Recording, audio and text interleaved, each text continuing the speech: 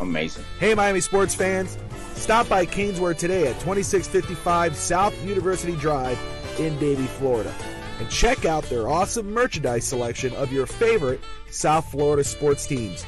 From the Miami Dolphins, Hurricanes, Heat, Marlins, Florida Panthers, and Inter Miami, they've got it all. Celebrate your favorite team and show off your fandom with their beautiful team starter jackets, killer-looking helmets, team jerseys, cool shirts, and more. And if you're out of town or out of state, no worries. Go to caneswear.com and find everything they have on their site. Select what you want, and they will ship your gear to you. Anything over $99 is shipped for free. Don't wait. Stop at Caneswear today.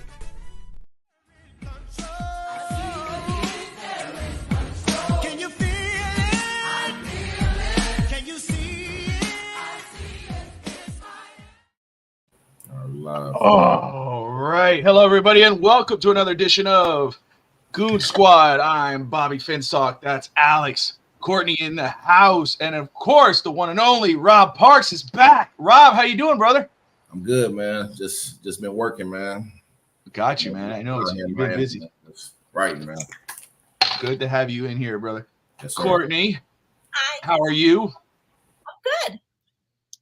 You doing all right? Hanging in there? Causing trouble? That's, a normal day in my life. So That's right. That's right. Alex, what's up, brother? Long time no see, bro. How you doing, man? I know, right? It's only been a couple days. It's only been a couple days. Oh, All man. right. So we are welcome everybody to the Goon Squad on the Finstock Sports Network. Hit that like and subscribe button. A lot to talk about today. As always, talking about Miami Heat. Starting off, the Heat are playing right now against Toronto. In Toronto. Toronto Raptors are 15-25. They just traded Pascal Siakam to the Indiana Pacers. We're going to react to that.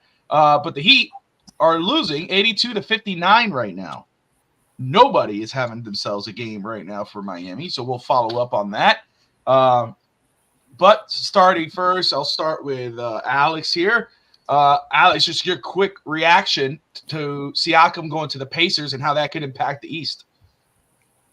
Well, the Pacers, you can tell they were itching to make a move for a while now, and Siakam saw the writing on the wall. Toronto, I got to give it to Messiah. With these last two trades, I believe he's won these last two trades because of the quality return that he had for players that he wasn't going to resign because he didn't want to resign Siakam to a max extent. Indiana's making a move. Indiana's one of those markets that you're semi-attractive now, but you have a situation in. Because he's 29 years old, you have to where you have a situation that you're a small market team, you got to go for it, and you got to go. I don't know if you guys see me or not. I don't see you guys now. I'm just completely lost. You guys still hear me? Yeah, we hear you, and we see you a little bit. Your internet connection seems to be going in and out. Oh, okay, I'm back. Yeah, you're glitchy. I'm glitchy. Yeah, you're glitchy right now. Oh. Yeah. Glitchy no, right you're now? still glitchy. Oh. Yeah. I'm still glitchy. We'll let you figure that out. Yeah, we'll let you figure that out. You figure out what's going on with your internet very quick, and then we'll move on to Courtney. And, right before the show, I had noticed, and I tagged you, I don't know if you saw, but supposedly the report is that Duncan Robinson has been labeled untouchable. Your reaction to that? about time. I thought that was a joke. Yeah. About damn time. Isn't that a meme? That's a meme. It's about time. Yeah, it's about time. It's about time. Now, let me ask you. I knew you like it, but do you believe it? Yeah. That's like asking me if I'm heartbroken over Xavier Howard possibly leaving the Dolphins. Of course, Duncan's my man on the Heat. I think he's been underrated for years, and I think his momentum from last season is carried over to this season. His 3-point shoots, we're not talking about today's game, have gotten tremendously better. And I think he's clutch. And I don't accept any Duncan Robinson slander in my general vicinity. And everybody that commented on those posts and were like jumping on his train now, you're not welcome. If you weren't here last year, you're not welcome this year. Rob, your reaction to the Duncan Robinson news. You said you thought it was a joke. I just saw that tweet before we got on. I thought it was a joke, but I mean, he's been playing great since like the middle of last year, and then this year he has like the inside out game now. He can drive, he can dish, he's doing everything, you know. So it has evolved. I mean, he's gotten better every season, and of course, you can't deny the chemistry between him and Bam. You know, I think it's cool. I think it shows promise to him and belief in him with the organization. Alex, we were just talking about Duncan Robinson. Supposedly, the report is that Miami has made him one of the untouchables on their team. What's your reaction to that? And do you believe it? What's up, Manny? Manny's in the house, a bearded fanatic. Great to see him. Appreciate him. Am I good? Am I still staticky? I'm good. You're good now. I'm good now, so I can just pretend I'm statically and just like, well, I talk slow. Yeah, just like that. Really, just like that. Honestly, I wouldn't move him unless it's for the right piece, because obviously to this team, the way he's playing, and it's funny because it's like an evolution, but it's kind of like Back to the Future, because this was the Duncan Robinson that was playing in the G League. Like, this was the Duncan Robinson we saw in the G League. Now he's removed that mental block. Obviously, the shoe situation didn't help him out, and him being so low in the totem pole, and the contract, the pressure that came with the contract. So now he's just playing basketball again, and he's surprised. He's improved defensively a lot too. Like, he's not getting beat anymore off the dribble, so that's another plus. But if he's not untouchable to me, because he could be an attachment for a piece that I want to acquire, but I'm not just going to move him. Before, a few years ago, we were talking about Duncan Robinson being that we would have to attach a first-round pick to get rid of his contract. Now, all of a sudden, that contract is looking very nice on this roster and with this new CBA. So if the right player comes along and you have to include him, I would, because I still got now Cole Swider coming up. I still got a bunch of them in my G League that I can plug and play. I got Jamal Cain. Obviously, I'm not comparing it to the ignitability that's Duncan Robinson and with Bam, which realistically we might be getting to the point eventually of Lowry going back to the bench and possibly starting Robinson or possibly starting Highsmith. So those are conversations that are going to be had in the next week or so, I believe, before the trade deadline. So we'll see. We'll see what it goes. We got how much we got? Like 2 weeks, 3 weeks before trade deadline? Is it February 15th? Or no? I believe so. Yeah, I believe it's February or whatever. But no, you bring up a good point, because I think it signals to teams that really, I think the Heat and the Heat have said they're cool. Basically, they let it out that they're comfortable with the team that they have. And with this report saying that supposedly Robinson is untouchable, lets you know, hey, if we were to include him in a deal, don't expect any more than what we're going to give you. They say they value him that much, and let's not pretend that the teams around the NBA don't value him as a shooter like that and his growth. Rob, you got a response, brother? Yeah, well, Bobby, look at what he's done with the key guys out. Jimmy Butler was out. Tyler Hero missed 2 months. Yep. Duncan balled out, and then that game 2 weeks ago, he was on fire, bro. So if Duncan has a game like that in the playoffs, that could be pivotal for the Heat winning the series or even making it to the finals again. So you need a sharpshooter like that in today's game, man. And if Duncan, like AJ said, remove that mental block, Duncan's playing free now. He doesn't feel like he's gonna get traded, and he's just playing basketball, man. It's a great point, and you see the growth of Duncan Robinson and what Tyler Hero has been able to do when on the court. You see what Jaime has done, and Jaime obviously I don't think he's playing tonight. I think he's out for this road stretch. You can feel his miss. You can feel right. Miss Jaime games in a row. Tonight. Yeah. Oh, and him and Jovic at the same time. You have Rob, we haven't had a chance to talk to you about the rookie and of course Jovic, but let's talk about Jaime very quick, man. Your thoughts on this season with him? You know, from when we drafted him to what you see now. You know, everybody's very high on him. Are you?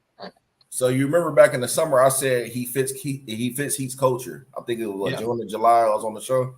But I didn't even expect him to be this good. Like, he fits Heat culture perfectly. He doesn't play like a rookie. Like I said, when he was playing pickup against Paul George and them in the summer, no fear. The guy plays like he's been there before, man. I was just watching Tobin on his Instagram. He was saying that Hawks could be key to another finals run. I believe it. Oh, absolutely.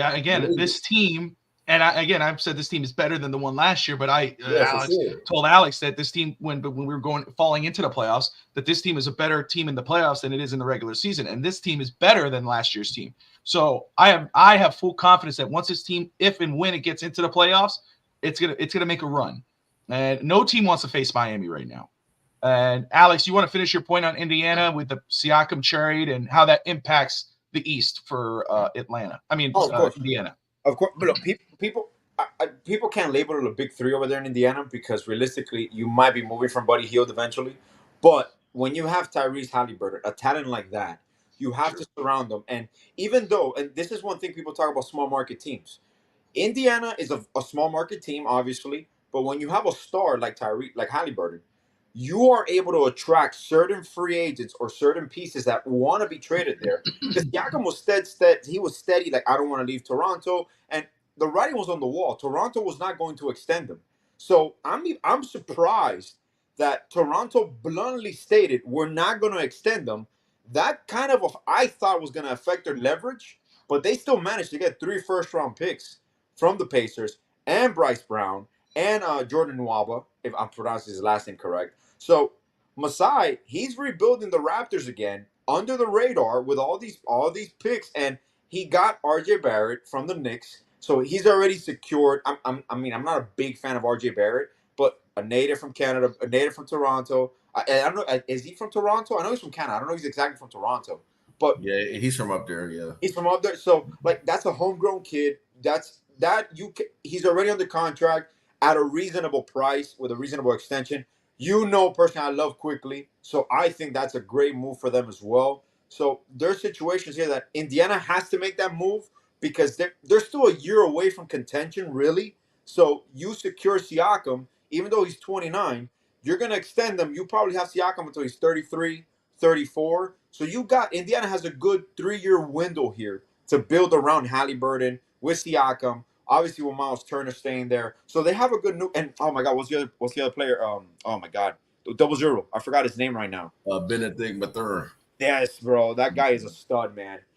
So there's situations that you got to pull the trigger. Like for example, Detroit. Detroit right now is a team that to acquire a player, they're gonna overpay a little bit because they're not a free agency destination, just like what they did with Blake Griffin. So these teams that are middle of the road.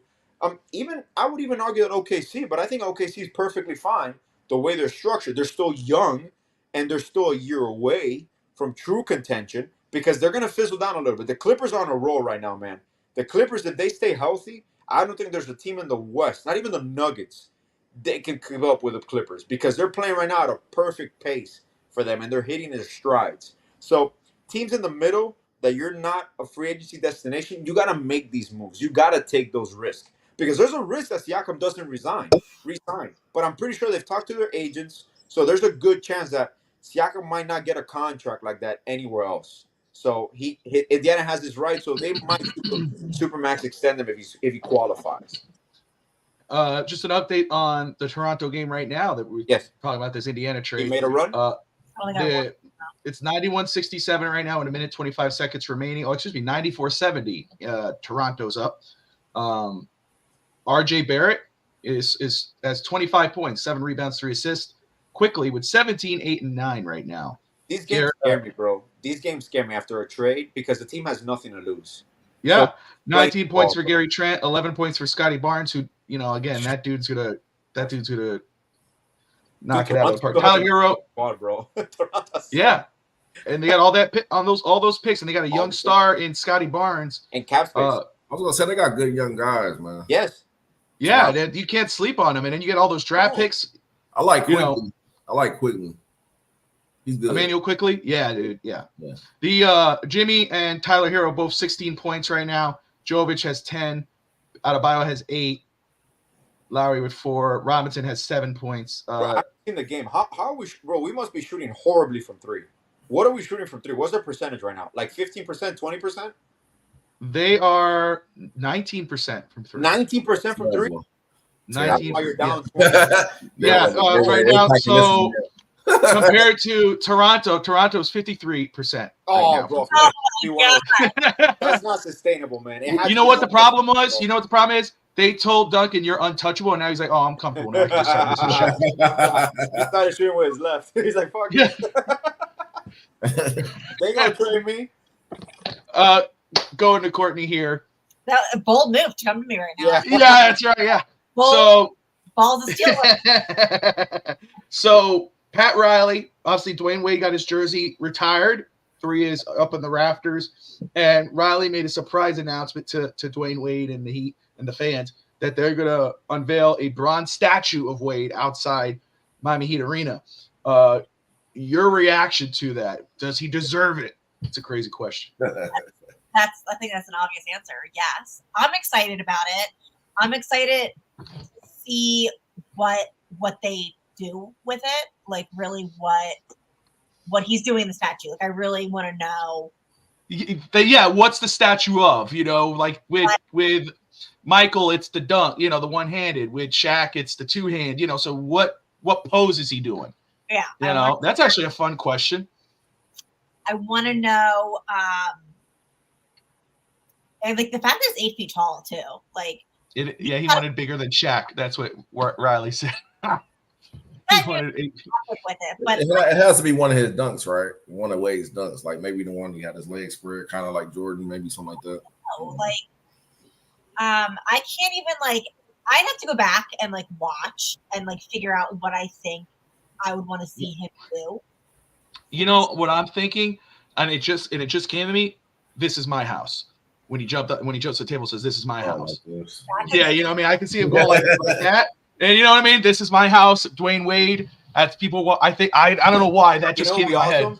If they do the one where he bounced into LeBron and LeBron dunked it in Milwaukee, and he was just like just like you know with both of his hands just on the sides, and you see LeBron dunking in the background. That's one of my favorite poses from him. The one that like the you know the yeah, one I know the famous picture. It's the famous picture. Yeah. Yeah, but then you're gonna have to have LeBron behind him. Oh no! Cut him off. Oh, the one also I think it was after I think it was New Orleans where he's just running and he's pointing a finger to the crowd and he's running on the side of the court. That's another. I forgot what game it was, man, but it was a game winner or something. I don't know. I kind of want the jersey that they put him in to be the Heat culture, even though he hasn't like worn it. Like just for the time, for like, I would like to see it like the bronze statue with the Heat culture jersey, even though it was after his time. I think that would be sick because I think that all of Miami Heat has really embraced Heat culture, and I think that would be sick. But I think it's so deserved. I mean, the whole thing. I wasn't able to watch it live, but like I think I like teared up and cried, like just watching a bunch of the clips. Just so deserved, and I'm so happy for him. And I cannot wait to see the statue. I'd like to see them unveil the statue at the same day that they bring home the trophy that we're going to win this year. I think that'd be a great the trophy ceremony is the opening night. I like this. I like the way you think, Court. I like the way you think. You know what? Let's keep dunking. Let's keep dunking no matter what. Just for you. Thank you, because I would have to stab you in your sleep if you did. So, you live? Rob, man. So right now, obviously, Heat down 94-75. Jimmy has 16 points, but in his return game, an overtime win against the Nets, he scored 31 points. We've seen how the Heat have played without him. So again, they're at 24-16 right now in the season. How big of an impact does Jimmy's return have on the Heat, especially with the way they've been playing? Well, it's huge, but it's going to take probably like 5 games for him to get all the way acclimated with the guys. Because like you see tonight, and I expected this tonight because aren't they coming back home after this game? Yeah. Yes. So they're ready to come home, and Toronto is snowing up there. This is a trap game. You know, they gave this game away. And Toronto was just hitting every shot at the beginning. So I mean, things like this happen in the NBA. But I was going to say before this, Bobby, Indiana's at 6 right now, like a game behind Miami. So this is a team Miami needs to pay attention to because they may see them in the first or second round. Yep. Rob, I'm glad you brought that up, Rob, because that was the next question. We got sidetracked there, but after Alex's point was about Indiana. They're right under Miami right now. They're 23-17. Heat are 24-16. Obviously, Heat probably may go down to 24-17. So this move, and Indiana, aren't they still the number 1 rated offense in basketball right now? Yes. I mean, and now you add Siakam, who's going to have a chip on his shoulder. He's playing with Halliburton. That crew. That's my thing, and we're going to touch on it because it seems like we know the Heat have been sending out signals that the Heat like their team the way it is. They let people know we're good with our team. Basically saying we're not going to overspend. Don't even try to approach us, or if we approach you, don't ask for big things. But Rob, I'm going to stick with you here. 2 names that have been brought up. One, was what's this guy? DeJonte Murray from Atlanta. DeJonte Murray from Atlanta. That the Heat might be interested in him.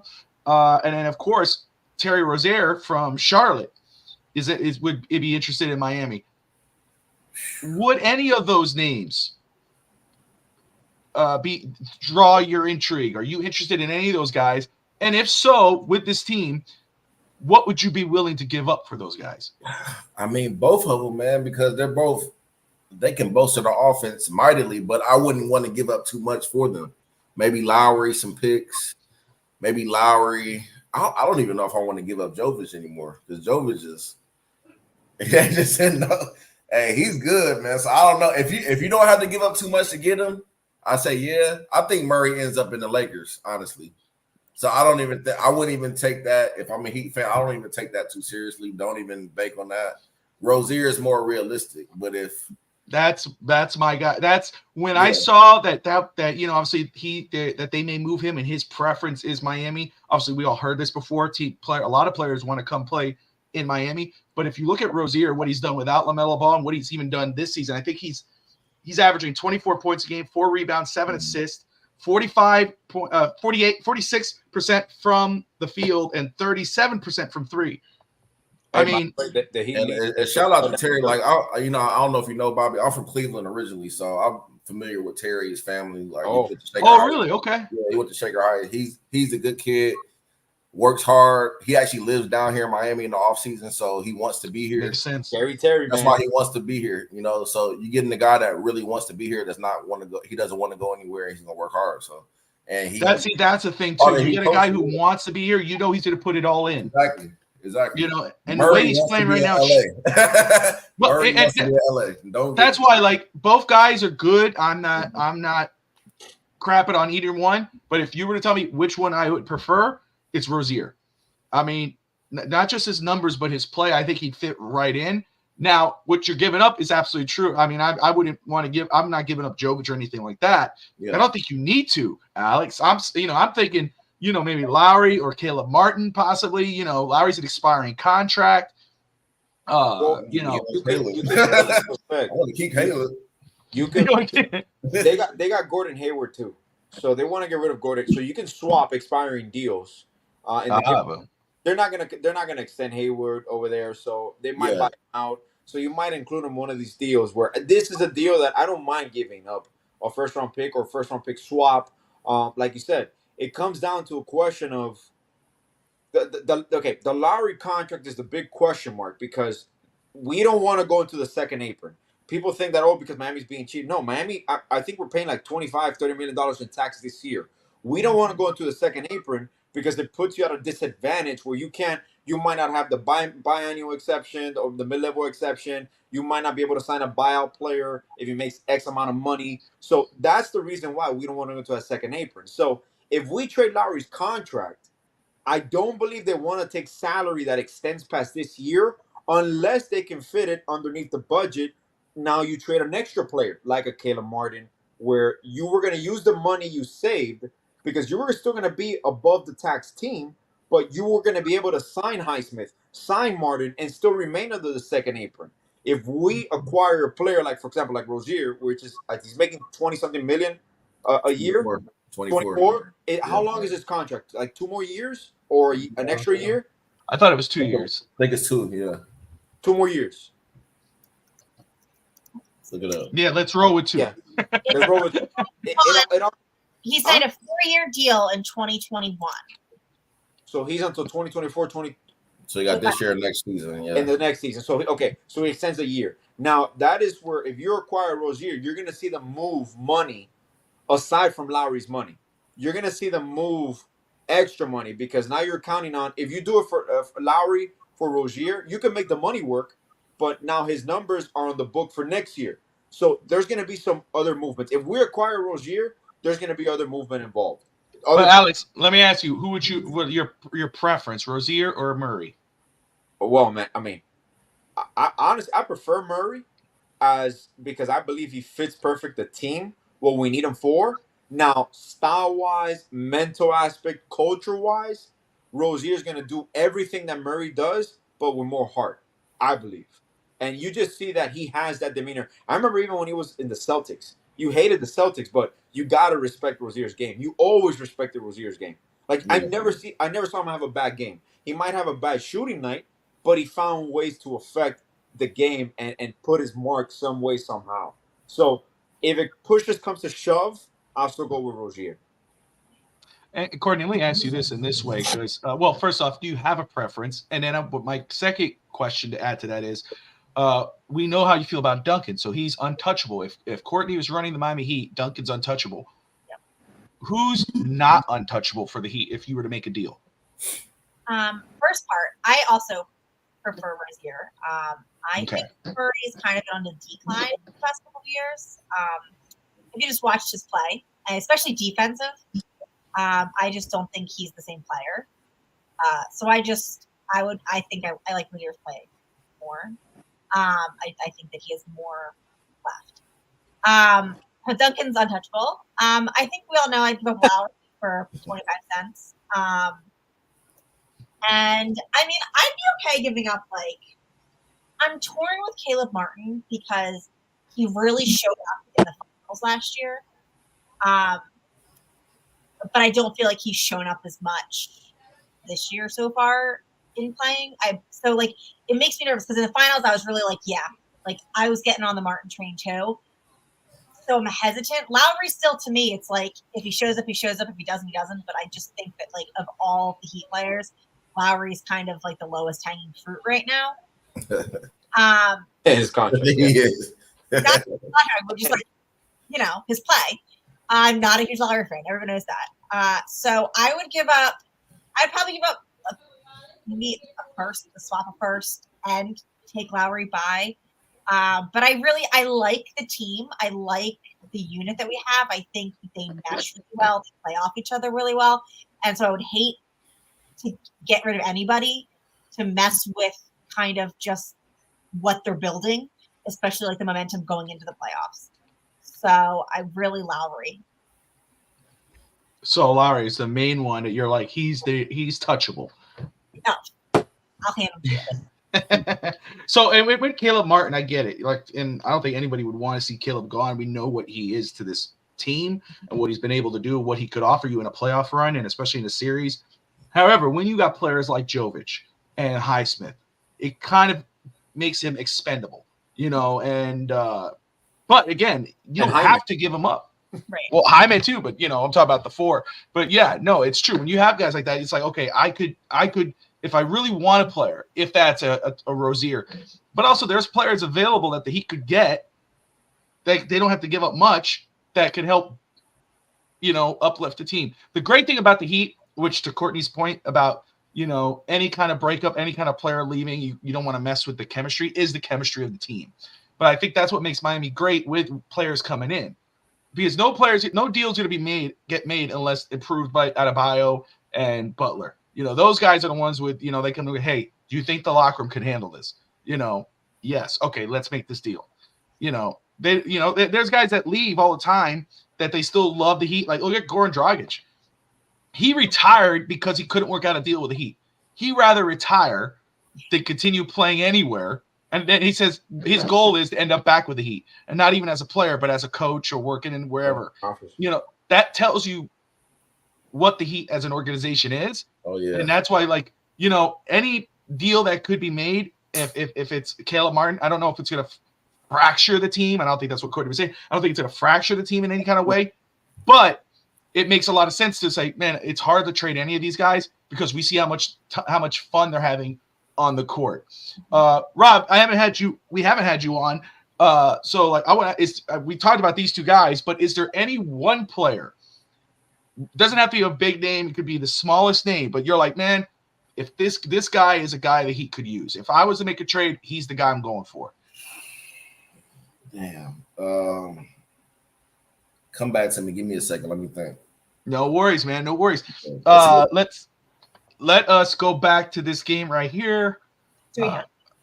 19 points. The Heat are down 5 minutes and 30 seconds remaining. It would be cool, Rob, while you're thinking, Bobby puts the music like, you know what, Bobby? And Gabe is actually hurt right now with the Lakers. If the Lakers can get back Gabe Vincent, if he can get back Gabe Vincent, get him back. You won't have to get back Gabe Vincent. Get back Gabe, man. I like Gabe. Gabe. Who would you rather have starting right now if Gabe is healthy, Lowry or Gabe? Oh, Gabe, for sure. Exactly. For sure. Hey, and now you mentioned that. I think, Robin, I wanted to ask you because I've been thinking about it for a while now. I've been thinking about it for 2 weeks.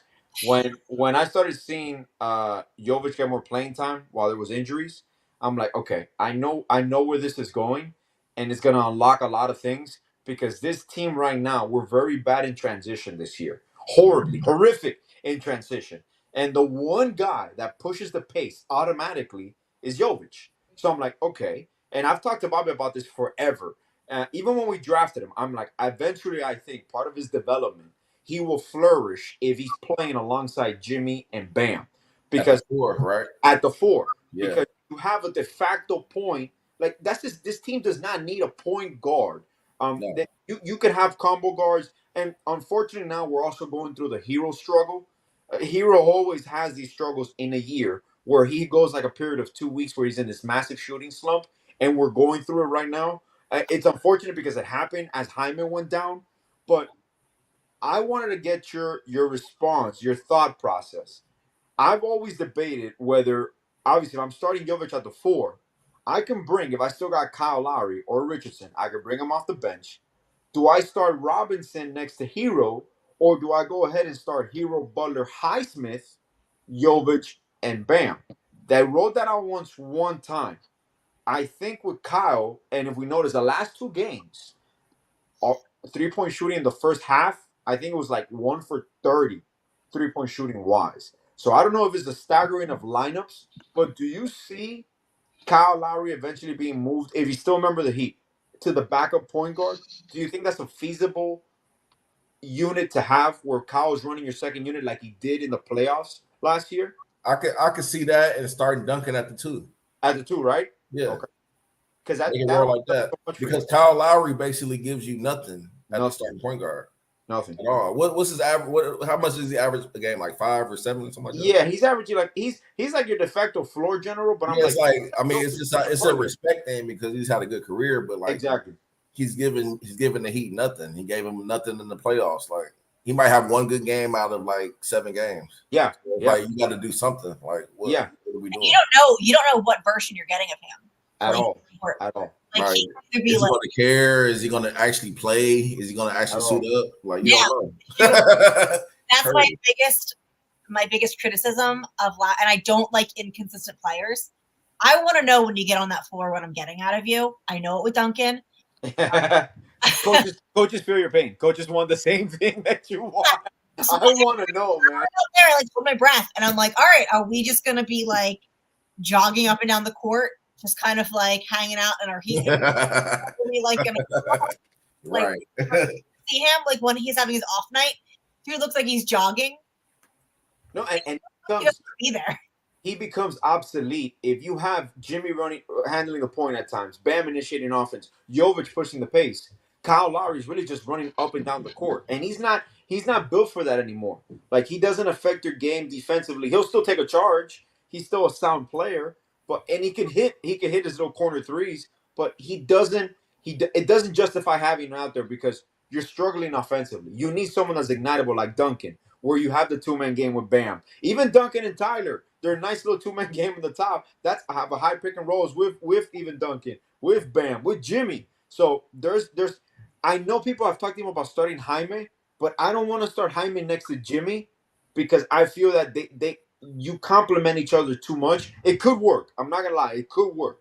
We can make it work. Like it's one or the other. Exactly, because that was our problem last year when Jimmy was on the bench. we didn't have a Jimmy on the floor. No. Now Jimmy goes to the bench. You have Jaime comes on, and he's better offensively than Jimmy. So there's a lot of things. That's why, Bobby, I remember we were talking about it, and I'm like, in the offseason, people, we got to make a move. We got to make a move. I'm like, guys, this team is deeper than people believe. Like, this team is going to be good. I understand now it's not sexy, and it's another year of rumors, but this team is much better and more developed than they were last year, and healthier at the time. Yeah. Of course. So AJ, I just looked at, and Bobby, I just looked up Gabe Vincent's contract. He's only on a 3-year, $33 million deal. Yeah. They couldn't make that work and bring him back in the summer. Come on, man. No, and you know what's crazy? It's crazy. They did an article comparing also the taxes that he's paying in LA, and it ended up only being an annual average of 1.something million. So he didn't. It wasn't a $4 million difference because he's paying. You know he's from California too, so yeah. So that's the thing. Is at the end of the day, he went to a secure deal, a little bit more money, because at the end of the day, $1 million more is $1 million more, like, per year. So you can't fault him for that. But and now you said, I don't think the Lakers are ever going to sign another of our undrafted free agent. No, I don't think a lot of teams are going to try to sign. He's not even. He's hurt right now. He's hurt. He's always. And then he's not even. He's probably not going to be in rotation when he comes back for the Lakers. I don't see it. Man, I don't. Anthony Manzano in the house. Great to see you, Anthony. Raphael as well. Anthony asks, can we give up just draft capital and not one of our established young players like Jaime or Nikolai to get Murray from Atlanta? You could. I mean, but it's not just draft capital. You got to give up a player. Which player are you going to give up? We've talked to Anthony about Kyle Lowry, as Courtney's saying, or Caleb Martin's another guy that's been thrown out there. I mean, no, just kidding. Sadiq Bey. I would ask for Sadiq Bey too. If I'm giving up Kyle or one or more picks, or even if I'm trading Martin, talking about from Atlanta direction, yeah, because Murray's only making 17 million, right? Murray's like 16 or 17 million. He doesn't have a big contract. He has like a Robinson contract. So let me look at Atlanta. I mean, if I'm Atlanta, I ask for Robinson. Alex, hey, I'm just telling you. Can you imagine? Hey, LA calls us. They're asking for Robinson. They got no shooting. But hey, can we have Robinson? And we're like, no. Courtney said, no. Alex, this is for you. Somebody in the Heat organization, if somebody asks for Robinson, be like, listen, there's this chick on Twitter, and you're gonna have to block her from physically showing. Would you guys Alex, this is for you. Luka Doncic, because apparently Luka is getting tired of Dallas. Oof, man. I know Anthony has brought this up in the past. I know Luka's one of his guys, especially for Miami. But Alex, let's do it. I know your love for Bam, but I know your feelings for Luka. Hey, people were asking. Is this a guy that you would take the tag off untouchable? I would have to give him a call back. I would like, hey, give me 1 second, man. Give me 1 second. Oh, I gotta call you back. Hold on. I gotta go. Hey, honestly, I don't even I love this. I love SGA, but the only other player that I think that to me I will start a franchise around. I mean, there's many, but I love Anthony Edwards. I think the world of Anthony Edwards. I think that kid, you can build a whole team. Well, that's what basically sort of did. They just changed it up. They're around Anthony Edwards, and look what they're doing right now. Everything is through Anthony Edwards, but. Damn, Luke, I guess I value Bam differently than other people because in a regular day, you call me and like, hey, I'll trade you Luka for Bam. And obviously you're like, oh, wait, Luka's a triple-double. He's a yeah, but then, okay, let's ask it this. But what happens then? Who do you get to replace Bam? You know what I mean? Because that's who you tag in Luka, you bring in Luka to pair with Jimmy. Hard to replace Bam, Bobby. That's what I'm saying. His presence. That's going to be hard. I don't know if I trade Bam for Luka. I don't think so. I'm telling you. I mean, Luka's established. We know who he is, but it's like that. To me, even then, like it's kind of like, is he the right fit? You got to get someone who fits with Miami, and I don't know if Luka's fits with what the Heat is doing right now.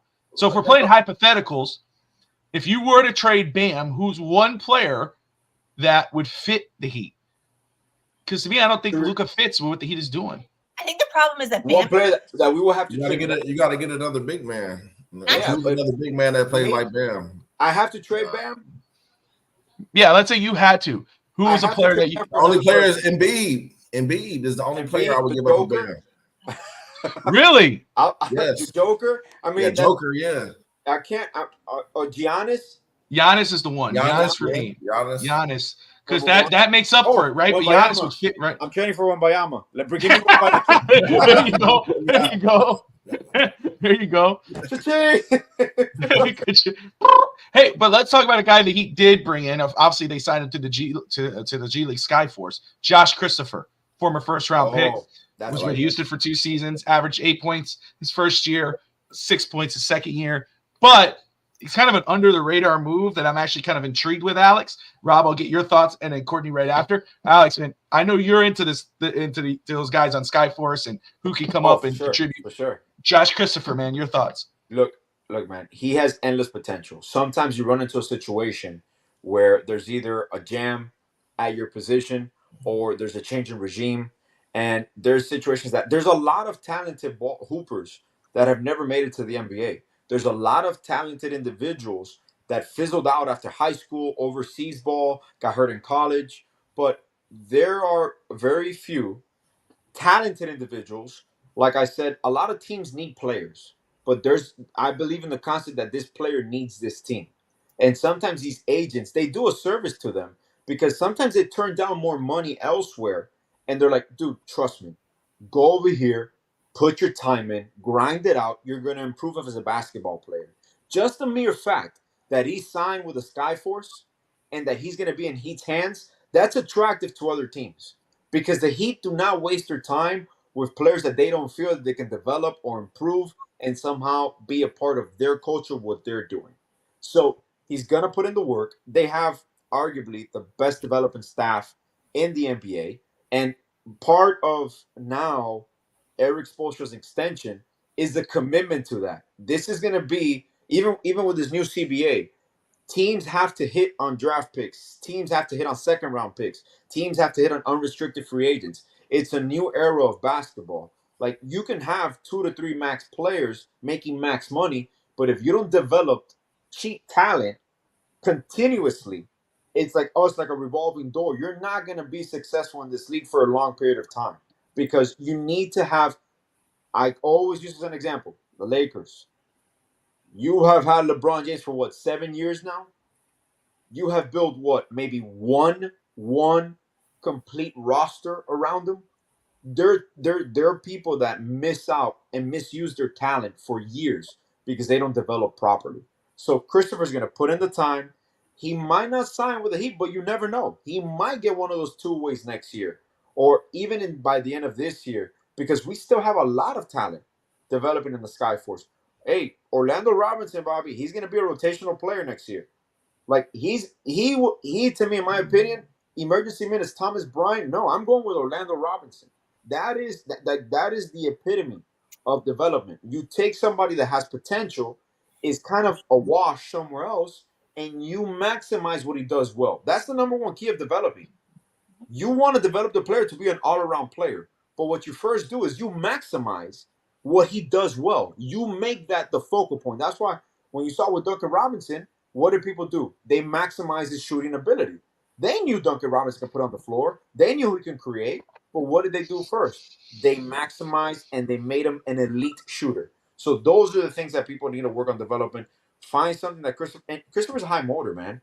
He was part of their future. I don't know why he fell off. I don't know if it was drafting Cam Whitmore or they're changing Udoka coming in. So that's exactly why, AJ. Udoka? Talk about it, Rob. Go ahead. Udoka and Whitmore. So Josh Christopher, his first 2 years, he was a rotational player with the Rockets. Yep. So he has NBA time. He's played against every team in the league. He's traveled. He knows the NBA. So is he on a straight G League deal now or a 2-way? I think he signed straight up. G League. I think he's straight up. Because our 2-ways are. He could potentially help the Heat down the line. Like he's a Spoelstra kind of guy. That's what I'm thinking about. Yeah, at the full. Yeah, he can dunk. He's super athletic. He can shoot. Hey, I don't know why he fell off with the Rockets, but he's good. That's another player that makes Caleb Martin expendable in regards to because trust me, I love Caleb Martin and the jump that he did, the development. That's a person that really bought in and changed his game completely. He changed his game completely, and he became a different player. But now it becomes an economical issue, kind of like with Struz and Vincent. Like, how much money am I willing to pay? Because I think, and Rob, I ask you, if you're between Highsmith and Martin, who do you think the Heat extend? Because obviously one is going to be cheaper, and one is a specialist. It's going to be Highsmith for cheaper. There you go. They like Highsmith, and then Caleb hasn't been able to stay on the floor because of injuries. Now that's unfortunate. He can't control that all the way, but unfortunately, that's how the league goes. Yeah. So the Heat have been fine without him. He just came back. I'm telling you, man. Look, Bobby. He made Jaime, Highsmith, even Jamal Cain, Christopher. Like, those are players that, as a GM, as a president, you look at your team. I'm like, wait a second. I love Martin. Yeah, he's a success story. But why am I going to invest so much money when in my pipeline I got 4 players making what combined what I would have to pay him to extend them? So now, do you risk waiting out and losing them, or do you go ahead and move them? That is the question now that you're going to see in the trade deadline. Yeah. Which I believe the 2 names for sure, Lowry and Martin. You're going to hear heat up. Lowry and Martin. Could it be a package deal? Could it be individual deals?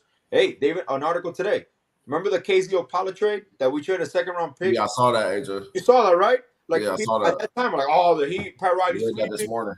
We were able to keep our pick, and we used it for Jaime. That's how you got to operate in this league, man. And it's negotiations. Is sometimes, I know last year, for example, we traded a 2nd-round pick to get rid of what? Denman's contract. That freed up us to get Love. And what's crazy, we get Kevin Love on a buyout, and he's playing the role that he could have been playing for the Cavs, a young team that needs veteran leadership in the playoffs. That's the part that doesn't make sense to me. Like how teams sometimes don't value things that we do, and we maximize that value. That's the difference between the Heat and other organizations. They see something that you do that you can help this team. It raises your value, because remember, that's one of the talking points that we had before. I've never seen an organization improve a player's value once the player is technically almost past his prime. Because now Kevin Love looks completely different than he did in Cleveland last year before we got him. Completely different. Where he can play in this league for a few more years. So those are the things that you value the difference. And the Christopher signing might be a blessing in disguise, man, a year or two. I just I was looking up some of Josh Christopher's stuff, and you were talking about, I Googled his name then after you said, like, what happened to him in Houston, why they gave up on him. And I just remembered now, which I wish I didn't, but I remember now, it just reminded me of that Jalen Green, Josh Christopher video. I don't know if anybody's familiar with that video back in the you got to look it up. I can't say it. I can't say it here. Yeah. I looked him up a little bit because I'm not too familiar with him. And type in Josh Christopher, Jalen Green. You'll probably get a still image of the video. Oh my God. That he's terrible at shooting threes, and that he really needs to be on. Christopher? Yeah. He's your host. How tall is he? Like 6'9"? He was shorter than that. He's I think 6'4". No, he's like 6'5" or 6'4". Yeah, something like that. Yeah, he's like super athletic. Yeah. Hey, he also have somebody else just waiting around too to sit on the bench. RJ Hampton. Orlando. Super athletic, can ball out. These are the guys that he seemed to always come across and get. Yep. And just have them waiting in the wings. I just read somebody said to leave Lowry in Canada, and I've never agreed with that. His stats for Toronto. 4 points, 3 assists, 0 for 6 of threes. This is every game. This is every game for Lowry. There you go. That's 6'5". Yeah, that's what I'm saying. 6'10" wingspan is crazy. He's definitely a small ball 4. He's like the PJ Tucker, but more athletic. A Highsmith, because Highsmith is 6'6", I think. Yeah. His 3-point shooting though is only 27%. We need to get that. They'll develop him. They'll start with a corner 3, and it's like that 3-and-D guy. But you can use that athleticism in transition. I'm telling you, he's one of those rotational pieces that someone goes down, he goes and jumps and takes that spot. Like, that's what this team is, man. Yeah. I think the future starting forward is Jovic, though. I don't think he's moving from there, man. And honestly, I would not be surprised. Hey, I love this. RJ Hampton in that starting unit at times, he changes the dynamic there because he doesn't need to shoot the ball. He can ball out, man. He gets to the hoop. He's a hooper. Yeah. That was one of my favorite points when he got drafted by Orlando, right? Or yeah, he was in Orlando for a couple years. Yeah. Oh man, Anthony, great question. I don't think we're there yet. no, not yet. There are some guys that I'm looking at, but there's nobody that I could say right now that could fit. What did I just? I would just say the Heat culture. You have to see them in it first. I think what's more important is how do they fit the team. When you're thinking about drafting guys, how would they fit the roster and on the floor? And then when they get in, that's when you say, okay, they can fit the culture. Fitting the culture is a mentality compared to what they do on the court. There's a couple guys that we're looking at, or at least I'm looking at, but there's nobody that I could say that could fit culture just yet. We're a little ahead of the game there, brother. Courtney, what were you saying? I apologize. Did you find it, Courtney? What she's did she's watching. She's I can just she got blue, like she froze. He's like the reason he was available. There you go. That's why he was available, and that's why they put him on the G League. They said, "Well, let's test this out first." Man. When I first saw that video, dude, I remember going, I John through my phone. I was like, the hell did I open up? I was like, oh no. Oh man. Walking around, I just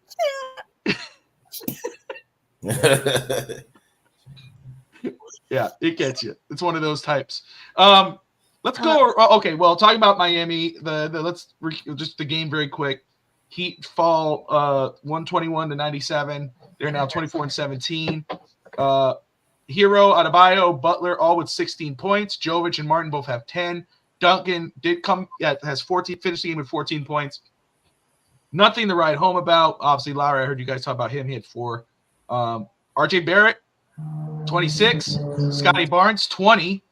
Quickly with 17. And then Gary Trent leading the team for Toronto, 28 points. So Miami's going back home after this. So quickly, Rob, you said earlier this was a gimme. They're just ready to go home. Oh yeah, they're ready to go home. It's worry probably 0 degrees in Toronto right now.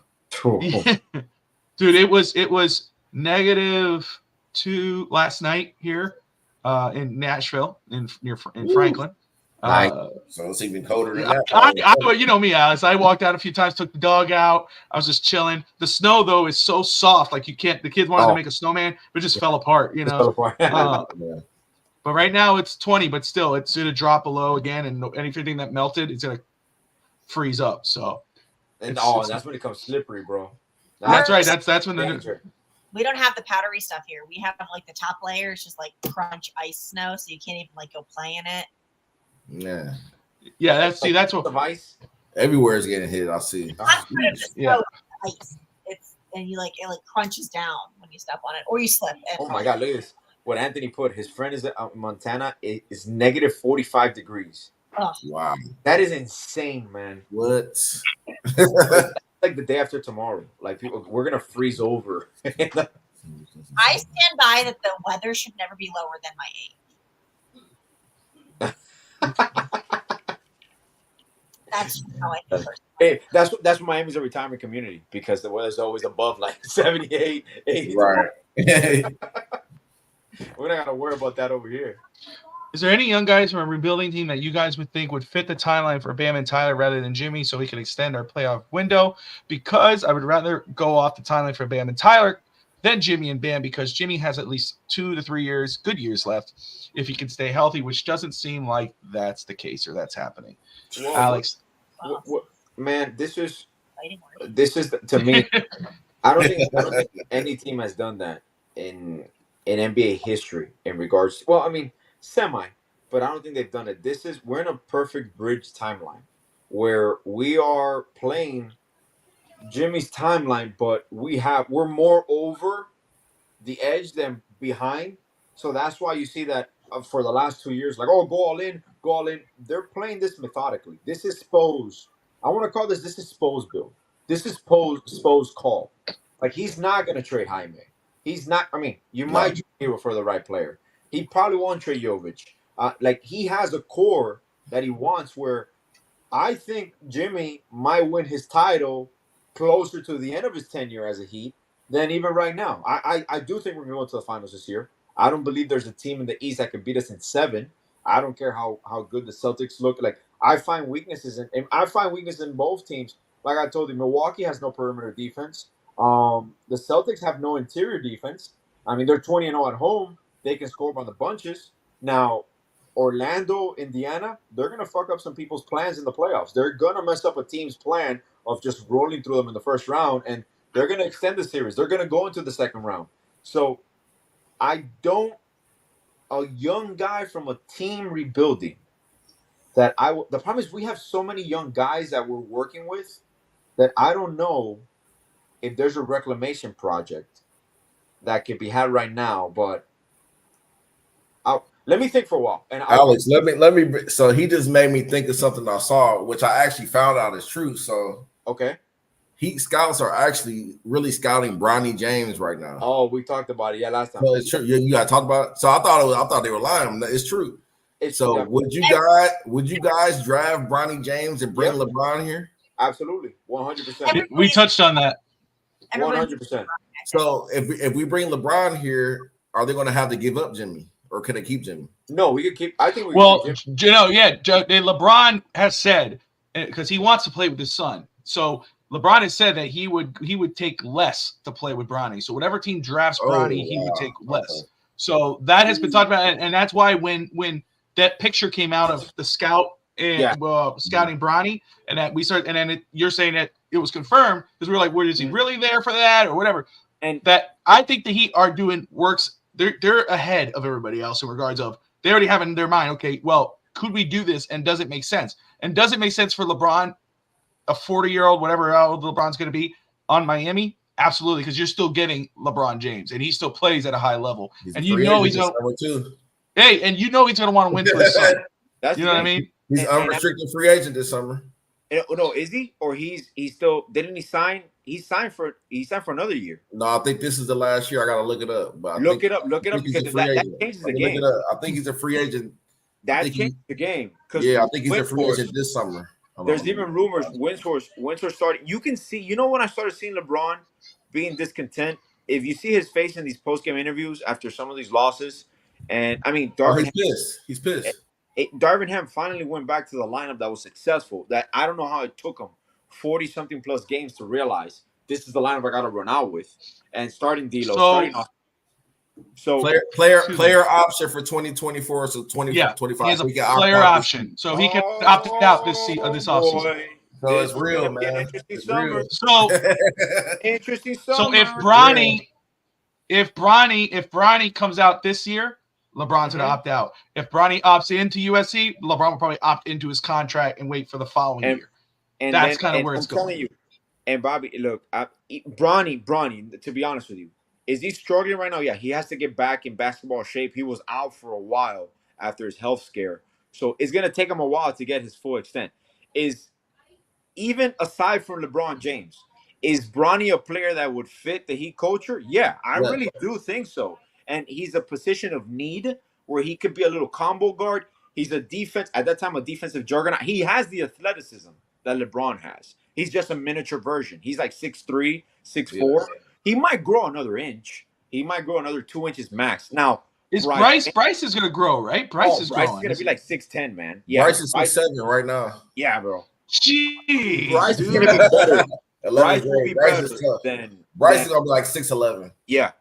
Bryce is going to be better. Oh, my God. Let's just wait it out, bro. Wait it out. Just wait. Let's get Bryce, man. Hey, you know what? Both of them. Why not? I'm gonna. That's right. Because they wanted to get rid of his contract, and obviously you don't know how he's gonna come out of injury, and supposedly he's doing much better now. But there were rumors about LaMelo Ball and Chicago Bulls just including his contract into one of these trade scenarios. I believe his contract runs for another year. After is it next year? Well, he's been out 2 years. You said Lonzo or LaMelo? No. Lonzo. Lonzo. Okay. Yeah. No, LaMelo ain't going anywhere. You said LaMelo. You did say LaMelo. Oh, I said LaMelo. My bad. I'm sorry. Lonzo Ball. If they move his contract and it's not too much depending on the situation, You just because Anthony asked the question, so I just thought about him. He is someone that I'm willing to risk if it's not like a tax situation, because he has knee surgeries. I have a feeling he's going down the road of Brandon Roy, and Brandon Roy was one of my favorite players, but he had to retire because of his degenerative knees. I don't think that's the situation with Lonzo. Sorry. I hope not, but I would take a flyer on Lonzo if the money matches up and it's just a contract being like swapped out. Obviously, you might have to give another compensation. So, but that would be intriguing because I don't know that Chicago can move him, but if they do move him, I'll be interested to see just how he comes out. And even after this contract, even if I have to sign him to, he's one of those players that look like he'll take a biannual exception just to prove it, like a prove-it contract and get his new contract. So, Anthony, that's an answer to your question. That's one of the players that I would look tough with the Heat. Because Lonzo Ball is only 26, man. He hasn't played since he was 23, 22. So he doesn't. Yeah. So those are the things that I'm like, man. And people forget when Lonzo was healthy, Chicago was playing good ball. Like he was actually balling out, man. Yeah, the end of 2021, he was tough with DeRozan and they were tough before he got hurt. Man. It's been a while. It's been a while since he's been on the court. And Anthony, your comment here, he says, and LeBron wants to play with both his sons. He might convince ownership and Pat to draft Bronny and his younger son. That's the thing. That's the reason why LeBron kind of left, was that he can't convince the Heat. But I think the Heat are preparing, and I think LeBron would welcome a comeback to the Heat because I think he's kind of, he knows he's going to win if he did it too. And I think it was great for the Irish fan. Bobby, think about it right now. LeBron right now with the Heat, he wouldn't have to carry the Heat. Back LeBron in the East too. LeBron is carrying the Lakers at 40. I'm not saying Anthony Davis might have a good game once in a while, and he is. He stayed healthy this year. It might be good for the Lakers to get off LeBron because then you start to build around Anthony Davis. Man, it's exactly. That's it, bro. That's it. Just go. I want us to throw a name out there because it keeps coming to my head, and I wanted to say it earlier, and I don't know if he fits the Heat. I'm watching with a guy that I'm very intrigued with. Another Serbia player is Nikolai Topic. Oh, the point guard? 6'7". That dude. That's the second coming of Luka. Dude, that guy. Oh, look that guy. Oh man. There's some good guys coming out in this draft, dude. This draft is deep. Well, the French guy too. Again, what's his name? He's like 7'1". Oh my god, he has a short last name. Sar. Yes. Sar. I forgot his first name. Sar. I know who you're talking about. But yeah, and that's why if the Heat have their first round pick, the Heat could end up with another good young building piece in this draft. And again, Topic might be a fool's dream because I think he might be in the top 5, top 2. He's and he got injured. I think he's having knee surgery or something. He might drop. Speaking of Murray just hit a game winner. Oh, to beat the Magic. Okay. Murray. Jump up. I think San Antonio makes a lot of sense for Murray. I think San Antonio makes a lot of sense. He go back with Pop. Yeah, that's man. What an amazing move by Pop. You trade Murray for picks and then you get him back. That's Pop, man. Supposedly he left on good terms. That's a good thing. Like that, he didn't leave on Kawhi terms. And so let's do this. We're at an hour, and I want to go around the league very quick because we're kind of touching on that anyway. But I'm gonna start with Courtney on this one. Kyle Kuzma plays for the Wizards. He's not bad. He's okay, right? I don't think he's great or nothing like that. But they put him on the trade market, and they say he's worth a few first round picks. Does that make sense to you? Not for me, but maybe for a team that has needs. But I'm not going to trade a bunch of firsts for a mid player. That's what okay. I mean, some mid-level picks for your mid-level player, but I'm not giving up several firsts. If you I guess if you're a contender, it would make sense because you got those late first rounders. Might make sense to give up a couple, but to me, I think it's a stretch. Robbie, I know you put them on who, the Heat? No, just around the NBA. The Wizards are they put his price range around. He's valued at a first. You got to give up a couple. You got to give up a few first round picks. I'm saying that even makes sense. Would a team? Would you? Any team? First round pick. Man, it has to. I just can't see it. Not for Right, anybody, not for a championship contender. Yeah, does he make that much of a difference? He got like what, $33 million a year or something like that. He just signed. Yeah, he got a big deal. Big deal. So it's like, why? I just don't understand, especially when you're in that position, the position that Washington is in, that you think anybody's going to give up multiple first-round picks for Kuzma. Alex, I mean, if you're a top-tier team, if you're a playoff contending team, and all you have to do is give up a couple first-round picks, would you do it for Kyle Kuzma? I don't think I'll give a couple first-round picks, depending if I have like a catastrophic injury and he's like a missing piece for me. But even that, with this contract, I have to make the money work, and it all depends because can he play ball? Yeah, he can. Can he be the missing piece? For example, when he was with the Lakers, he was one of the key points in one of the key roles when they won the championship. So those are things that you look at, but very few teams will be willing to move. Like for example, like even Jordan Poole in the Wizards, situations like that. Like they're playing because you're going to Washington, you're going to play for the Wizards. You don't really have anything to aspire to because you're just rebuilding. So Jordan Poole, you're gonna just go ball out. You're not gonna take. They don't play defense. They don't do anything. They just jack up shots. Of course, you're gonna average 30 points or 27 points, whatever, because you're fucking shooting the ball 40 times a game, 30 times a game. Low percentage shots. Now Kyle, in a proper system, he can be productive. He's a good. All right. You got your heat hat on. Keep your heat hat on. Uh-huh. Kyle Lowry, a first-round pick for Kyle Kuzma. Would you do it? Kyle Lowry and a first-round pick for Kyle Kuzma? Oh, fuck yeah. But I got his contract. So now I got to look. It all depends. But yeah. It's a 4-year contract at a $102 million. That's the thing, man. So you made a mistake, Alex. Hang up the phone. Put the phone down. You get like $28 million a year. Do you want to pay Now, I would have to move Duncan and all that to make the money work for long. Why'd you have to say Duncan though? Why'd you have to bring up Duncan? Is my movable piece or Caleb for sure? I got to move Caleb. Like he just wants a reaction out of me. Like he's like, is Courtney still in the conversation? Let me just. Kyle can start at the 4 for the Heat. Oh yeah, for sure. No, he's tough. Don't get me wrong, he's tough because I went to the game. What was that? November 3rd. They play here in Miami, and he brought out. But it's a big contract, man. It's a big contract and a lot of picks for a player who. Now you. I mean, they're adults. Shoot the ball and play no defense. I mean, yeah, that's the thing. Yeah. That's the thing. And he used to be with Tyler Hero's girlfriend. He was the ex-boyfriend. So that's another little. Wasn't he? I forgot about that. What did you say, Courtney? We give up Lowry, we get him, and we get Hard Knocks basketball version to get in that locker room. I see. There you go. Now that you say that, I am so happy because when I was watching quarterbacks in Netflix, I'm like, they should do this for basketball.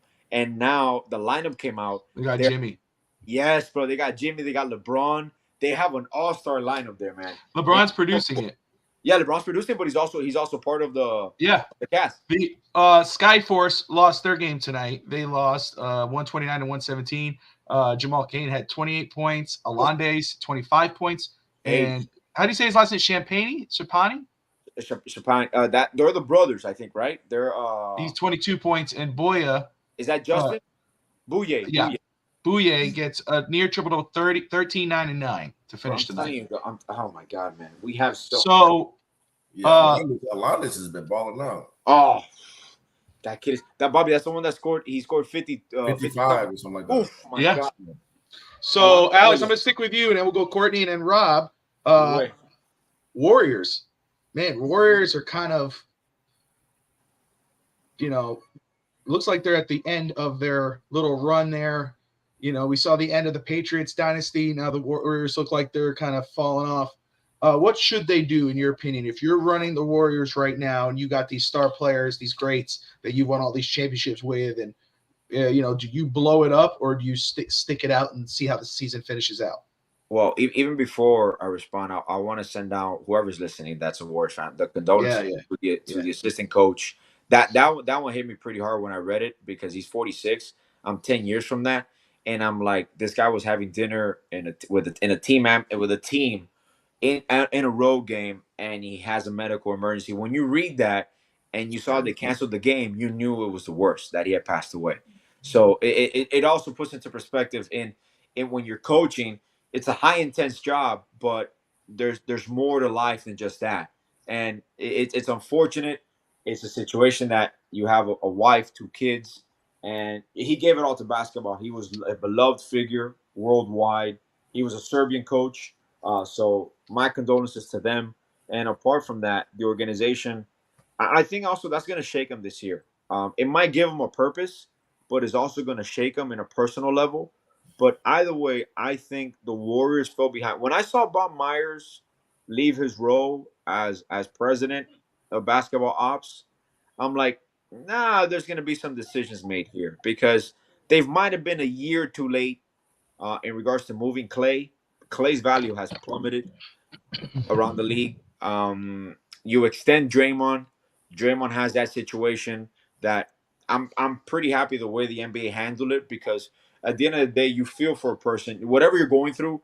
There's a lot of people don't realize how important mental health is in regards to certain situations. I'm not excusing his behavior. I'm not excusing what he's doing on the court, but we forget sometimes that these athletes are human beings too, and that's one thing that I always people like to throw out how much you make.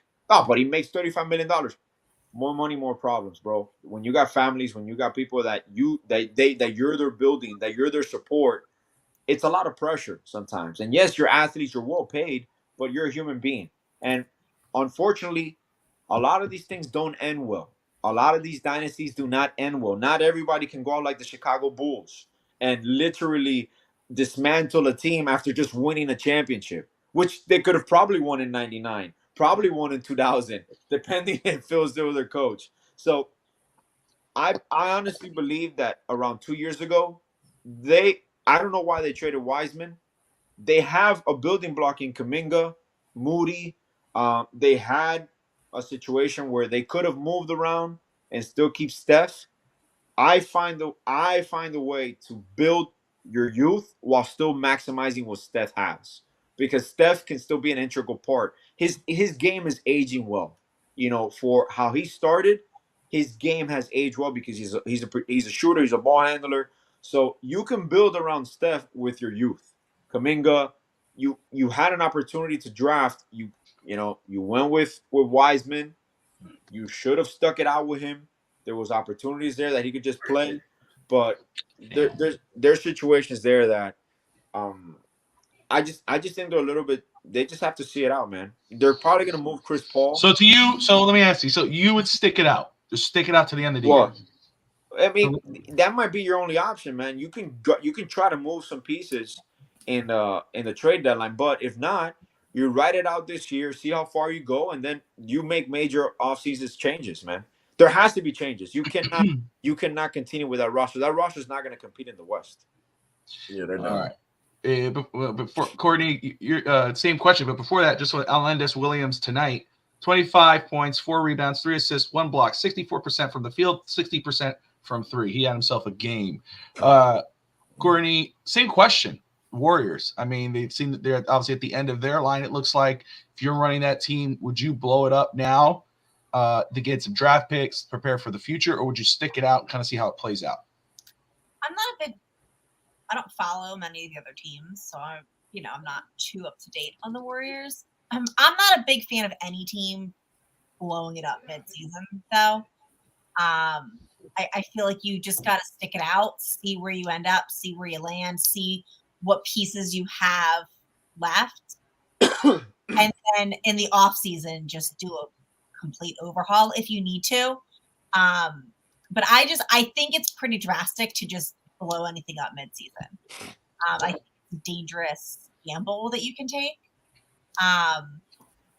And you can also start evaluating the players that you're going to be stuck with that you can't blow up, and maybe switch around the times, and don't look at it like, all right, we got to win the game because we're pushing for finals. Look at it like, okay, let me go put these guys out, see how this works, and kind of figure things out. So when the season ends, maybe you're a little more knowledgeable about maybe the players that you haven't been paying too much attention to, and do it that way. But I think that just blowing it up is a little too drastic, and a little, I don't know if the risk is worth the reward in that aspect, but I'd like to play it safe. Fair game. Rob, same question, brother. I don't think they'll blow it all the way up just to the respect they have for Clay, Draymond, and Steph. They brought them 4 championships. Mm-hmm. They were basically irrelevant for years before that. But what if these guys requested a trade? Or I saw something last week. What if they brought Kevin Durant back in the trade? Traded Chris Paul to the Suns. It was some other players they put in there to make it work because both the Suns and the Warriors are both a disappointment. Yeah. So why not put Kevin Durant back on the Warriors and see if they can go for it again? You know, I don't know. Well, and those are things, Bob. Remember when we talked in the offseason about the Suns, and I told you, I'm like, when you're going all in and you're throwing away, you're not throwing away, you're trading away all your depth, and you really don't have any defense, you have a situation that this has to work because you're a second apron team. You have a skyrocket payroll. And yeah, the owner's trying to make a splash. Obviously, he just the team. He's a billionaire. He's gonna spend the money. You trade for Beal, but I'm like, is this team really built? Because they're not built like the Clippers. The Clippers have pieces. Yeah, you traded for James Harden. You trade away your debt, but you make a few changes in your starting lineup. You bring Westbrook off the bench, and that lineup is clicking. And Westbrook is manning the second unit. So you have all the components there. But even with the Warriors, aside from that, now it comes into a question where Steve Kerr is not really a developmental coach. So Steve Kerr can coach championship players and manage those personalities, kind of like Phil did. But Steve Kerr does not look. He does not have, to me, the developmental pedigree in regards to how we do it here in Miami. Because you saw a situation where Wiseman, and yeah, you can miss on a pick or two, but he's very reluctant to play the young guys that could have an effect on. Kuminga should have been playing more minutes. Moody should have been playing more minutes. So now you have a situation with it when it comes to, I think out of all of them, if they move anyone in the trade deadline, it will be Clay, because it's not even about players anymore. Also, the owner is facing a huge tax bill if you bring this team back. And you're not going to bring this team back at 36, 35, 34. It's just not feasible. It's not a good you got to respect them for what they gave you, but you cannot pay athletes for what they gave you before. You can give them a wink wink thank you contract, but you cannot lock in yourself to Clay for 4 years or something and expect to be productive. So that's just counterproductive as a business itself. So then it comes into a question, even, is Kerr going to coach his team for a long period of time?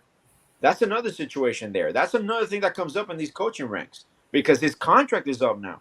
So Steve Kerr, I believe, is up for a contract extension next year. So there's a lot of moving pieces that I genuinely believe is offseason is when a lot of these teams, especially the Warriors, you're going to see some changes in the offseason. But maybe in season they try to trade for something that can help them make that push. So we'll see. No, Bobby, you need a Miami Heat backdrop. Tati says. Well, yeah, we got to fix that. But we got to put a little. We'll fix that. If I could have like my own little rotating set background, that'd be perfect. He chose violence today, man. What the hell is she coming in here for? You guys see what I put up with? You see what I put up with? That's abuse. That is abuse. I want it all noted. Because I'm still in mourning, and sometimes in your mourning you hold on to those things just to remember what could have been with a dead person. The Dolphins have died. Okay, I'm mourning them. Okay, then we'll reverse to the 2024 season. Okay, but they've died, and I'm mourning, and I'm still. But we will come back. Like a butterfly, they'll come out of the, So just reborn again. But, you're dead. Let me live. Right? Let me breathe. I still have Xavier Howard. That's a crisis on my life right now. Oh, and we might. Hey, I think Xavier Howard is a wild boy. Oh, these streets. Think that Duncan ain't got so. Nothing. I don't get it. That's more money on my pocket, bro. I don't know what. Alex, Anthony has a statement for you. Alex, I understand why you said Lonzo Ball, but I want to stay away from him. I don't want the Heat to become like the Dolphins. Oh, here we go. We're training for players that are damaged good. Man, come on, man. Look, I'm going to say one name, and people will probably remember.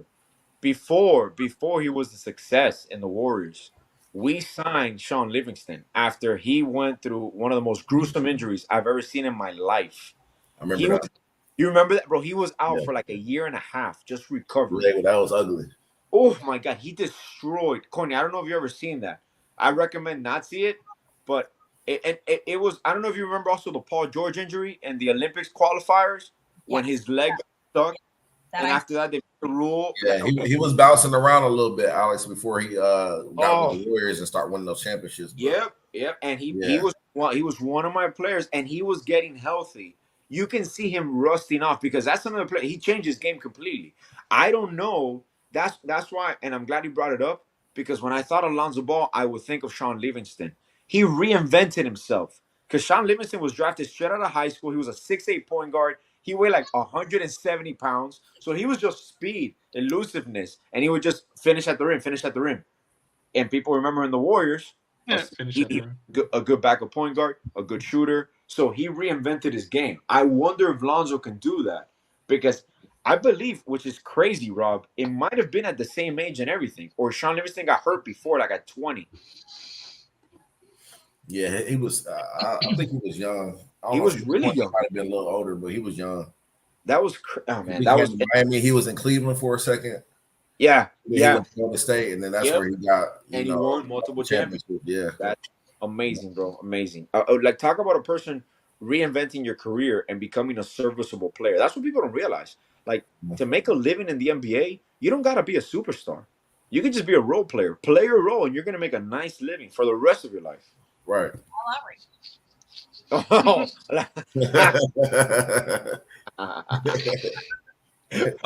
let me ask you before we wrap it up, quick off the topic, Dolphins question for you.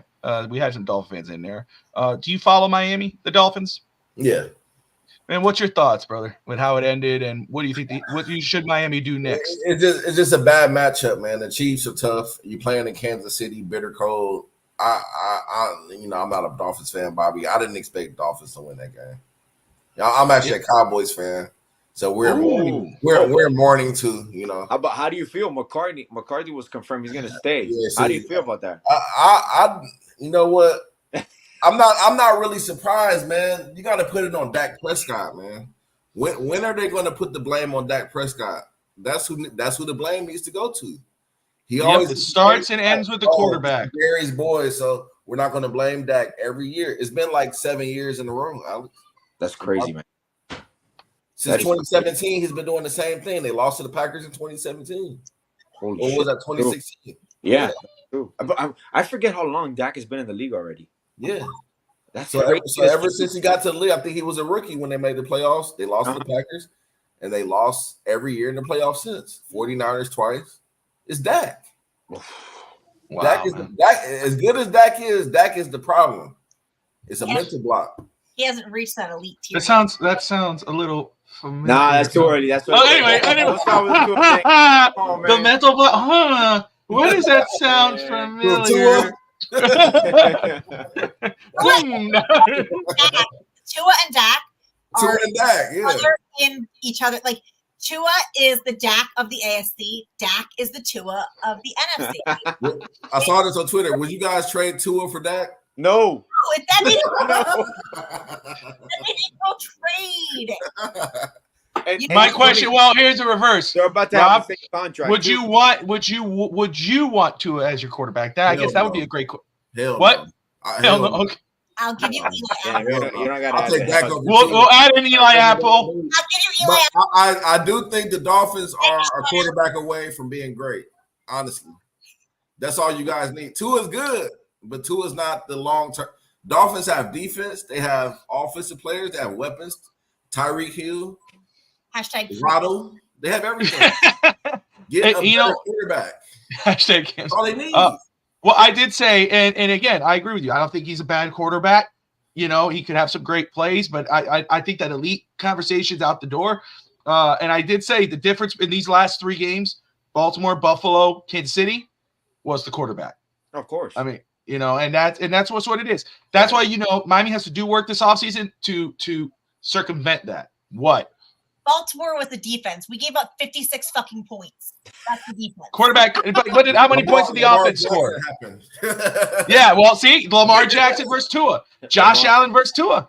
That's called Eli Apple. Why didn't the Dolphins try to sign Lamar? Lamar's from Pompano Beach.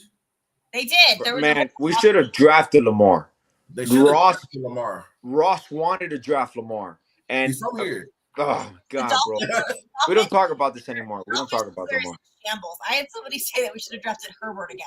Dolphins Twitter's in shambles. We need to just let everybody. Hey, you know what's funny though? So listen, I'm in Dallas one game, right? 2019, and I had those like Apple Wire headphones on. So all these people were coming up to me. I actually had a Dak jersey on. They're like, "Are you Dak's brother, Tad? Take a picture." I'm like, "No, I'm not." They're like, "Yes, you are. Yes, you are." Yes, I am. Facing me. I'm like, "Yo, what the hell is going on?"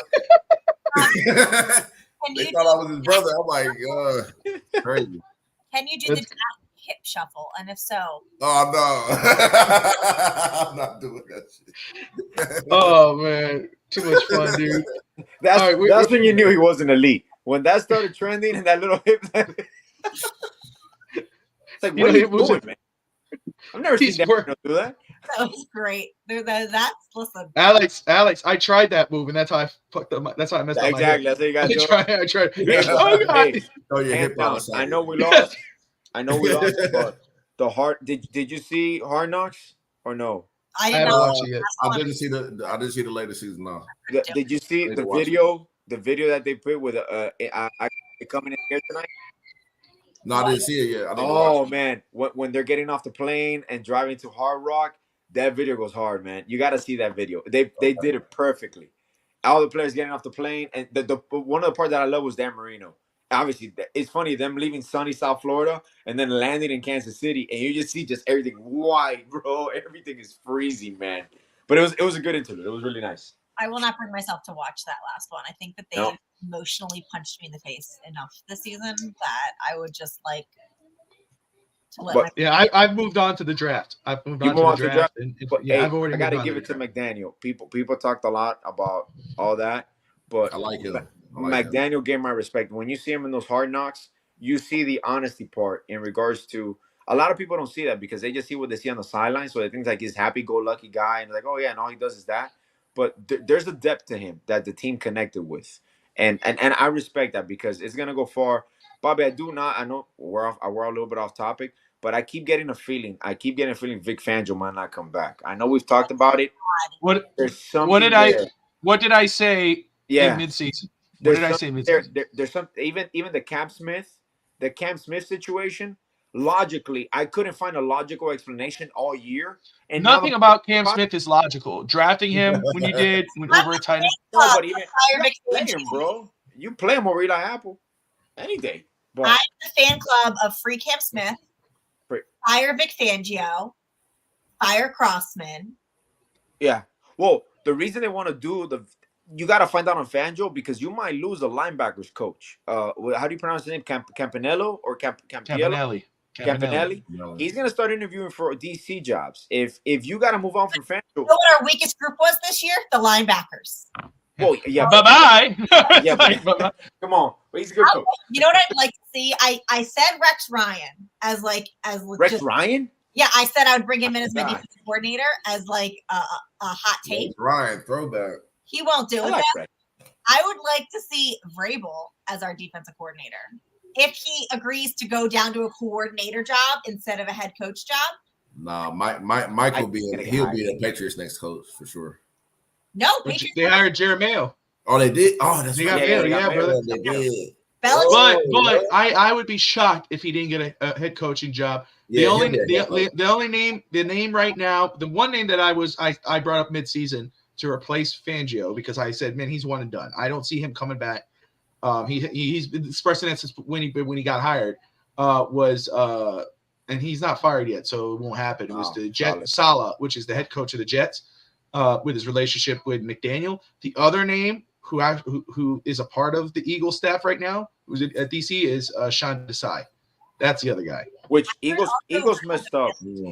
Eagles messed up demoting him and putting Patricia as a coordinator. Yeah. Well, go ahead, Courtney. What were you saying? I read a few things that they were thinking of keeping it in-house, and Ronaldo Hill was like. I heard Ronaldo Hill. I did hear, and I want to be a player coach is a smart way to go. I mean, you look at what DeMarco Ryans has done with Houston and the way right. I'm never against that. I'm never against a player's coach. I think Vrabel gets a job that Belichick doesn't get. I feel that's going to be Vrabel is option B to Belichick. I'm saying if he doesn't get a head coaching job, I would. Of course. Oh yeah. Of course, you call him up. Okay, so obviously we'll leave that for another day. But Rob, we're about an hour and a half in, man. It's so awesome having you back, brother. Any final thoughts before we wrap up today's show? No, man. I mean, I'm actually covering the Heat for 48minutes.com. So just catch me on there. Follow me on Twitter. Parks Jr. 85. Yeah, man. Just keeping up with the Heat, man. I should be in there more as far as like practices, the community events, covering the Heat inside, and then hopefully getting this credential, man. So perfect. Awesome. But I just been going back and forth to Orlando. I'm covering the Magic too. So there you go. Perfect. Yeah. Oh, dude. We got to throw some questions your way to get some inside information. According to yeah, I'm like in there. So yeah, this is what I'm doing. But I'll be on here more, and yeah, man, we just make it. I'm excited to have you back, brother. I'm excited to have you on, man. We've missed you, man. Courtney, any final thoughts? Wrapping it up. No, I'm disappointed in the Heat tonight, but they'll make up to me when they come up here and play the Sixers. And any thoughts on Jalen Green and Josh Christopher? I have some thoughts, none of which I want to share. Okay. And I did a poll on my ex, and everybody agreed that I'm going to live stream the Sixers Heat game because I will be there. I will be there. Yes. I'm going to be live streaming from the stands, me surrounded by Sixers fans. That's gonna. Oh my! And, I'm going to be there. Duncan, somebody get me on. Are you going to wear a Duncan jersey? So you need a Duncan jersey. She got a shirt. She got a Duncan shirt. Oh, Duncan shirt. And she needs a jersey. Duncan shirt from somebody else because the seller canceled it. But I'm trying to get a Duncan thing. If anybody knows how to get me under the court to Duncan, oh Lord. Did you say under the court or on the court? Either one. I mean, legally, what did you say? Legally, heat security is tough, man. Heat security, like you saw the whole fan touching LeBron, that doesn't fly around with heat security. You'll be out of the Casilla Center. You are gone. You're gone. It will be his first ever Heat game. I'm trying to tug on heartstrings. There you go. Miami Heat game, and he would come to Miami. We'll see what we can do. Yeah, there you go. You see? Well, I'm in Philly though, so will I stand outside for their bus? No. Ice cream and be 50, 20, 10 triple double. Cream and Embiid doing absolutely nothing. Yeah, 15 rolls on the bench. I mean, the city of Philadelphia, what Jalen Hurts has done. Oh, shots fired! Damn. Y'all. Damn. Court, what is the vibe around Philadelphia? Do they want to fire Nick Sirianni? I don't know Philadelphia, but if you win, they love you, and if you lose, they want to murder you and your entire family. So they hate Jalen Hurts. Everything that the Dolphin fans feel about Tua, they feel about Tua. They hate him. They want him gone. Half of them are torn on Sirianni. A lot of them just want to start over. If you look historically at Philly, they're quick to fire you. They're quick to. I mean, Peterson didn't. Andy Reid. Well, Andy Reid was You said do they hate Jalen Hurts or do they not? How do they feel about Hurts? They feel the same way we feel about Tua. They're split. Oh, wow. They think that Hurts. I'm not a big Hurts fan either. They think he's not their future. They think that he's the reason that they didn't win. Philadelphia pretty much wants to blow it all up right now. Same with the Steelers. The Steelers want Tomlin gone. They hate Kenny. That's crazy to me, dude. That's crazy. It's not. They've been saying it for years. It might be time for change. It might be time for Tomlin to go. Yeah, Tomlin. Years, but Tomlin will have another job like that. 2009 was his last Super Bowl win. And that was with how many years ago? That was with Jerome Bettis. That was with Roethlisberger. That was with the team he inherited. Like Antonio Holmes. Like that was like no team built on his own has won a Super Bowl. And that's kind of where Steeler fans stick is, all right, what is Tom? He might need a fresh start. Yeah, he might need a fresh start. Both of them. I don't know if they will because the Rooneys love him. Yeah. But the fan base is just dejected because it's kind of like the same thing that the Patriots are doing. You lose your elite quarterback and you're going to struggle for a couple years. Yeah. Fill a space. Dolphins, we've been struggling for like 20 years. It's the drop off. The drop off is huge. People don't realize that. They're all feeling it. And that's just what it is. It's losing your elite quarterback. Now, the only one that has done it the right way is the Green Bay Packers. The Green Bay Packers have had transition years, and it's a seamless transition. Even this year was a struggle, but they just go into these quarterbacks. You draft them, let them sit 3 years on the bench. That's the thing. Well, but when do they draft them? Do they wait till their guys retired and then try to know? They draft them in when they still have the guy is still the guy. Yep. That's what you should. That's why you got to follow that formula. It's crazy. That's why with Brady they had that in Garoppolo, but Brady extended his prime way longer than Garoppolo was going to wait out. Right. So they happened to it. And what was the one that kept Brian Hoyer? Brian Hoyer kept coming back to them as the backup. But bro, it's Tom Brady, man. When you replace Tom Brady, and the thing is that they didn't have to replace him. They still could have kept him. Belichick could have kept him. They probably won another Super Bowl. And then he just rides it to the sunset. But contract, and he ended up winning a Super Bowl in Tampa. So those are the situations that you look at as your franchise quarterback. I think it's just when teams are so used to winning for so long, when they stop, I think there's panic in the fan base. Of course. Really so. So this is going to be an interesting offseason because I think there's so many teams that are blowing it up. No, and it seems to be like now, usually the NFL does this. Now is the era of like the youth infusion. Like you see even Pete Carroll retiring because he's just going as an advisory role or like president of football operations, whatever job title he's going to have, or consultant. But there's a lot of teams now that are taking the opportunity and hiring young, especially after you see the DeMarco Ryans, like the Mac McDaniel hiring. So you have a lot of young head coaches that they're gonna get their shots. They're gonna get their shots. It's a new era, man. A new era. Only Belichick will be hired by any team. Even from Atlanta to I think Atlanta is the team. I think Atlanta's the team. And Jim Harbaugh is interviewing with the Chargers. He's interviewing with Atlanta. I think there's a chance that unless he gets I think Harbaugh goes to LA. Yeah, I think he goes to the Chargers because he's facing a penalty in Michigan. They're gonna get penalized. They might have to vacate that championship. So that's crazy, man. That's nuts, dude. Alex, any final thoughts before we wrap up Goon Squad, man? Look, and no, man, it's gonna be a stretch run here before the trade deadline. I love this stretch run because a lot of teams overperform or underperform, and then after the trend line comes and goes, there's the buyout line. But now teams, what teams are, and what teams are gonna do this year. And I think we're perfectly positioned due to all of our injuries.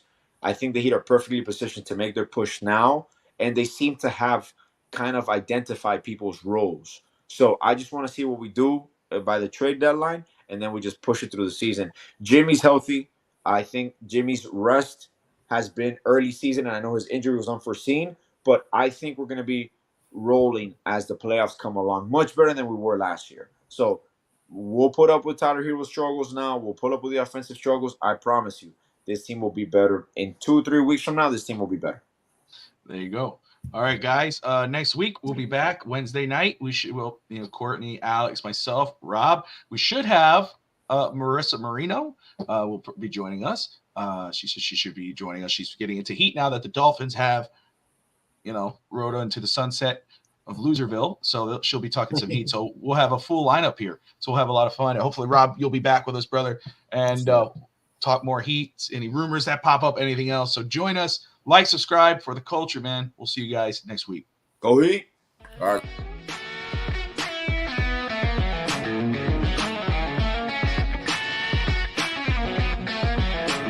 It's the Fins Talk Sports Network, FTSN, talking major sports and even wrestling. Bobby Fins Talk and his FTSN crew, they're taking deep dives just to entertain you. Talking Dolphins, Heat,